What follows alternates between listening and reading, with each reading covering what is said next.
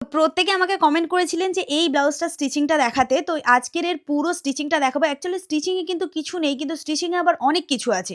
A to Z দেখবেন তাহলেই কিন্তু আপনাদের ব্লাউজের ফিটিংস কিন্তু প্রপার আসবে। তো এর কাটিং কিন্তু অলরেডি দেখিয়েছি। যারা দেখেননি অবশ্যই দেখে নেবেন। দারুণ ফিটিংস আছে। মানে এক কথায় দারুণ আসে। তো ১ম এ কি করেছি মেইন কাপড়ের সাথে লাইলিন কাপড় পুরো সেলাই করে নিয়েছি। আর এক্সট্রা যেগুলো থাকবে সেগুলো কেটে বাদ দিয়েছি। দেওয়ার পরে একবার আয়রনও কিন্তু অবশ্যই করে নিয়েছি। এবারে প্রিন্সেস কাটের পাড় সেলাই করব। তো প্রিন্সেস কাটের সেলাইয়ের জন্য নিচে থেকে সেলাই করে কিন্তু ওপরে যাবেন। আপনি ওপর থেকে সেলাই করে নিচেও যেতে পারেন। কিন্তু সবথেকে বেস্ট হবে নিচে থেকে সেলাই করে ওপরে যাবেন। আর একদম আলতো হাতে সেলাই করবেন। এখানে কিন্তু টেনে, টেনে সেলাই করার জিনিস নয়। অনেকে এখানে টেনে, টেনে সেলাই করে তাই কিন্তু তাদের ফিনিশিং ভালো আসে না। তো এখানে একদম হাফ ইঞ্চির প্রপার হাফ ইঞ্চির গ্যাপিং এই সেলাই দেবেন। আর হালকা, হালকা লুজ, লুজ রেখে, রেখেই সেলাই দেবেন। না টানবেন আর না কিছু করবেন। যাতে সেলাই হওয়ার পরে যেন দুটো ম্যাচ করে যায়। আর এটা কিন্তু ম্যাচিং হবেই। আপনি যেকোনো সাইজের করেন না কেন, কোনো কিন্তু বড় ছোট হবে না। তো এইভাবে দেখুন সম্পূর্ণ ম্যাচিং হয়ে গেছে আর আমার খাপ পোরশন তো বুঝতে পেরেছেন কত ভালো হয়েছে। সেম টু সেম ভাবে অপর সাইডও করে নিয়েছি আর ছোট্ট, ছোট্ট করে এখানে কাটিং করে দেব। যাতে এটা আয়রন করার সময় কোনো প্রবলেম না হয়। আর যারা ইন্টারলক করতে চান ইন্টারলক করে আয়রন করবেন। বুঝতেই পারছেন এখানে প্যাড ছাড়া কত ভালো এখানে ফিনিশিং খাপ হয়েছে। এবারে পুড লাইন সেলাই করব। মেইন পার্ট তো এই পুড লাইন সেলাই করার সময়ই আছে। কারণ যখন পুড লাইন সেলাই করবেন প্রপার হাফ ইঞ্চি করে গ্যাপিং এ দাগ দিতে হবে।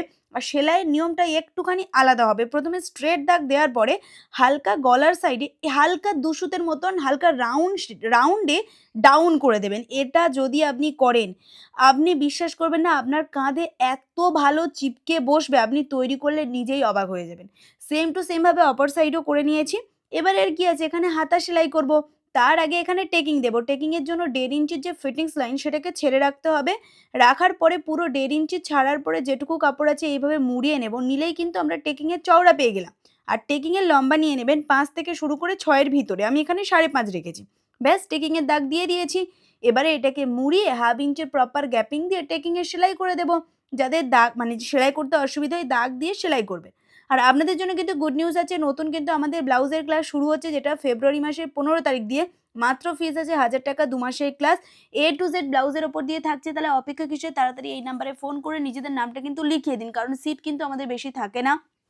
ঝটপট এই নাম্বারে ফোন করবেন সিট ফুল হওয়ার আগে। ৬ রকম টাইপের blouse, silicon pad, paper pasting মানে A to Z থাকবে। ব্লাউজের ব্যাক পিটের design, sleeveless, boat neck, deep neck মানে আর কি চাইছেন সব থাকবে। রেকর্ডিং ক্লাস পাবে লাইফ টাইমের জন্য। তাহলে অপেক্ষা নয় তাড়াতাড়ি এই নাম্বারে ফোন করে নিন। তো এখানে দেখুন আমি হাতার মিডলের সাথে পুড লাইনের মিডল রেখেছি। রেখে মিডল টু মিডল রেখে হাফ ইঞ্চির প্রপার গ্যাপিং এ কিন্তু হাতা সেলাই করছি। আর এখানেও প্রপার জন্য হাফ ইঞ্চির গ্যাপিং এই থাকে। আর অনেকেই বলে হাতা ছোট বড় হয়। আপনি যদি একবার এইভাবে করেন দেখবেন হাতা এক ছিটে ফোঁটাও ছোট বড় হবে না। যেমনটা আমার এখানে হয়েছে। পুরো কাটিং যারা দেখেননি অবশ্যই দেখে নেবেন তাহলে আপনাদের সুবিধা হবে। আর এখান থেকে একদম সামান্য পরিমাণে যদি বড় ছোট হয় যেমনটা আমার এখানে হয়েছে সেটা সামান্য করে এখান থেকে কেটে দিলাম। ব্যাস এইটুকু তো পার্ট আমাদের রেডি হয়ে গেছে। এবারে আর এখানে কিচ্ছু নেই। জাস্ট আমরা ফিটিংস করে দেব দিলেই পুরোপুরি পার্ট রেডি। ফিটিংস এর জন্য পুরো পার্ট এইভাবে ধরে নেব। নেয়ার পরে যতটুকু করে হাফ ইঞ্চি বা যে যতটুকু করে রেখেছিলেন আমার এখানে টোটাল ১.৫ ইঞ্চি করে ছিল। তার আগে মুহুরির অর্ধেক করলাম। আর নিচে দেখুন ১.৫ করে তো অলরেডি দাগ দিয়ে রেখেছি। তার সাথে হাতাটাকে ম্যাচ করলাম। করার পরে এই যে দাগের ওপর দিয়ে প্রপার শুধু সেলাই করে যাব। সেলাই করলেই কিন্তু পুরোপুরি পার্ট রেডি। আর যখন সেলাই করবেন হাতার যে পোরশনটা সেলাই হয়েছে না হাফ ইঞ্চির ওর মুখ যেন হাতার দিকে থাকে যেমনটা আমার এখানে আছে। আর এখানেও অনেকে বলে ছোট বড় হয়। যদি আপনাদের কাটিং পারফেক্ট হয় কখনোই কিন্তু ছোট বড় আসে না।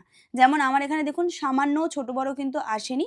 হ্যাঁ, যেখানে একটু, একটু অসমান মনে হচ্ছে কাপড় সেখান থেকে হালকা কেটে যেন সুন্দর সমান শেপ যেন করা হয় যেমন এখানে আমি করলাম। এখানেও হালকা একটুখানি বড় ছোট মনে হচ্ছিল কেটে দিলাম। যেমনটা এক সাইড করেছি সেম টু সেম ভাবে অপর সাইড করে নিন। আর তারপরে পুরোটাতে আমি পাইপিং বসাবো। কোমরেও পাইপিং বসিয়ে নিয়ে হুকের ঘর করে নেব। পাইপিনের ভিডিও আমি আপনাদের পোস্ট করে দেব। আর এর ফিটিংসটা দেখলেন যে কত ভালো ফিটিংস হয়। এটা খুবই পাতলা কাপড় ছিল। এখানে যদি ফিউজিং ফেব্রিক করা মানে ফিউজিং ফেব্রিক দিয়ে ভালো করে পেস্ট করানো হতো এর ফিনিশিং আরো এক্সট্রিম লেভেলের ভালো লাগতো। এখানে তো দেখে বুঝতেই পারলেন যে কতটা পাতলা কাপড়ের ফিনিশিং কেমন হয়েছে। যদি ভিডিও ভালো লাগে লাইক করবেন, চ্যানেলকে সাবস্ক্রাইব করতে একদমই ভুলবেন না। আর ঝটপট ফোন করে নিন। টাটা।